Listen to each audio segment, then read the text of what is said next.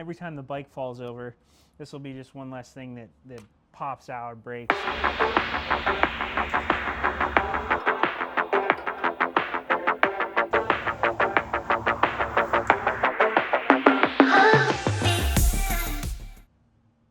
We're getting close to the finish line with all the accessories we've been adding on to the Ducati DesertX for our trip to the Arctic Circle. As you guys can see, we just put on all of our graphics, which this was a major pain in the butt. I spent way too much time doing it because I never really do vinyls or wraps or anything like that. It's definitely way out of my wheelhouse, and I spent entirely too much time doing this, and they didn't turn out exactly perfect, but they're good enough for what we're doing. Essentially, this is just a big dirt bike. I'm sure I'm going to spill it quite a bit, so once it's covered in mud and everything else, I won't really care much anymore anyway. But the bike looks pretty cool. It has a cool little 80s inspired theme. That's why I went with it. I'm a big fan of like the 80s. I love the stripe stuff, so it was kind of just a little bit of a throwback to the early Dakar and rally racing days, that kind of thing. So finish that up. Now I can start taking the panels off to finish putting all the crash protection on from our Outback MotorTech package. And I'm really looking forward to this because this is going to completely change the look of this bike even more than we already have. So up to this point, we've done the cat delete. We've added the Outback MotorTech crash protection, the skid plate on the bottom. I actually put the phone mount on already because I had the front windshield off when I was doing the decals, the wraps. And we have a couple more things coming in. We got bark busters for our hand guards. I got some double take mirrors coming, but I got to finish putting all the rest of the crash protection on now that I have my decals on. So it's going to be the bottom and the upper portion of the bars, the bracket up here. I have a water pump guard that's going to go right here where Ringo's looking. And I also have the Outback MotorTech pannier racks. So we can get all that stuff on the bike and just about have this thing done. The other thing, obviously, we put a new rear tire on. I have a chain coming because the factory chain has that rivet. I got some 525 master links. They don't want to fit in that OEM chain. I've heard some bad things about the OEM chains anyway, so I figured why not? We'll just pull the trigger and get a new chain coming anyway, a nice DID. And the only thing, once we have all the remainder of that done, is I'll have to put the new front tire on. So this thing's getting real close, just about ready for the trip, and we're going to be doing some other things too. So my good friend of mine, everybody knows him by Danger Dan, he invited me to come on one of his new Danger Dan moto tours. We're going to be going down to Big Bend and doing some off-road rally style riding down there. So that's going to be actually my first big trip with this bike. So because right now I think it was 6 degrees this morning in Pennsylvania where we're at. 4 degrees in Pennsylvania where we're at. So I haven't really been doing much riding, but I guess my first real trip on this thing in off-roading, other than the trails I've done around here when I first picked it up, is going to be with Danger Dan down there at the Danger Dan Motor Tour. So looking forward to that. Things almost ready to pull off the lift, and then we'll get Kelsey's SCL 500 up here and start working on that. So let's get at it.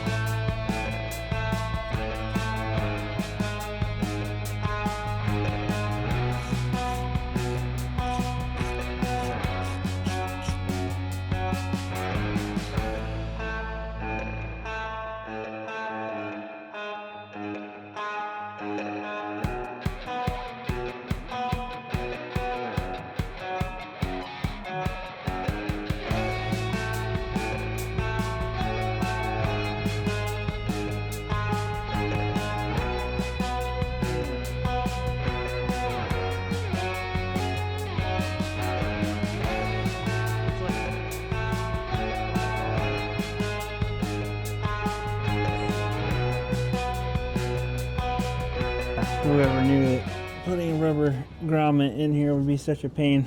We installed these new we're installing these new aftermarket turn signals.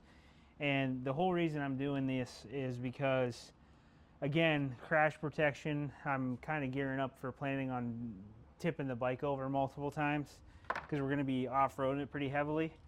So as you can see, a stock signal, it's pretty big. You know, it's super long. They have a little bit of flex to them, but not a lot. And yeah, you can see how much bigger this thing is. It sticks way out here.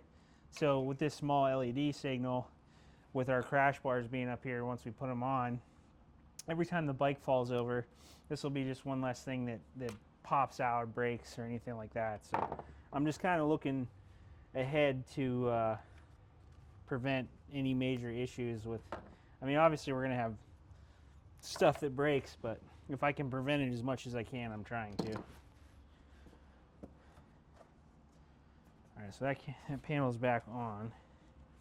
We have our top bracket installed for the Outback Motortech crash protection, and it bolts right into the main neck here of the frame, so it's nice and strong. The only reason I took this side panel off was to install this turn signal, but the other side panel here, we'll put the turn signal on that as well, and then we'll pop that back on, and we'll start putting our crash bars on.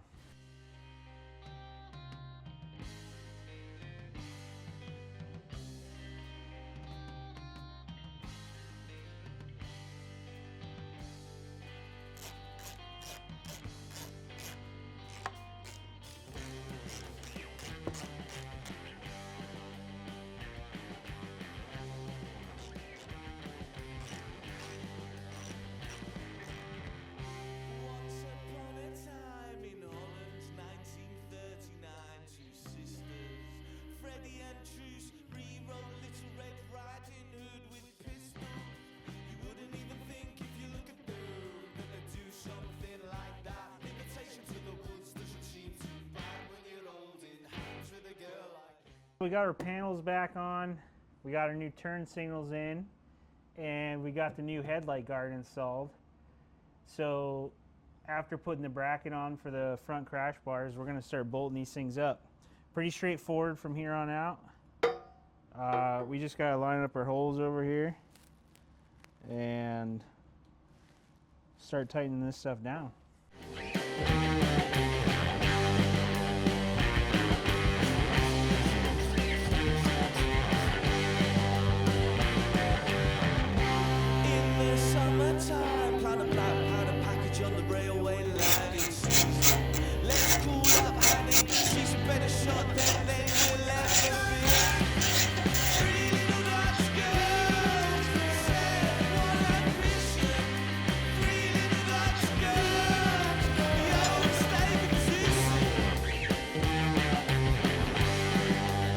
Finished installing the crash protection on the Ducati, and it turned out pretty good. So we got the bottom, the top racks, they got the water pump guard installed, we got the headlight guard installed, and the whole front end's back together again. So we're pretty much wrapped up there, other than I got some bark buster handguards coming and a couple different mirrors, because I was reading some different things about this bike in particular, and they were saying up at the higher speeds you get a heavy wind buffeting going down the road, you know, turbulence and stuff from around your windscreen.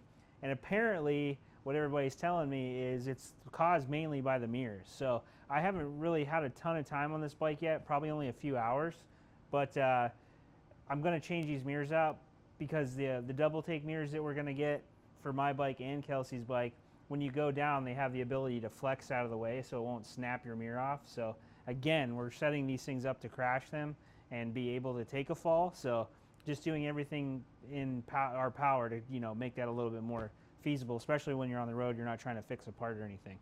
So the only thing left that we have to install from Outback Motortech is our rear pannier racks. I'm not going to do that right this second, because we're going to actually, we have a lot of snow up here in Pennsylvania right now. So once I get my new chain, I'm going to put the chain on and go out and do some snow rides on this. Make sure you guys like and subscribe and follow along as we keep preparing these bikes for our trip up to the Arctic Circle. And we're going to start working on Kelsey's SCL 500.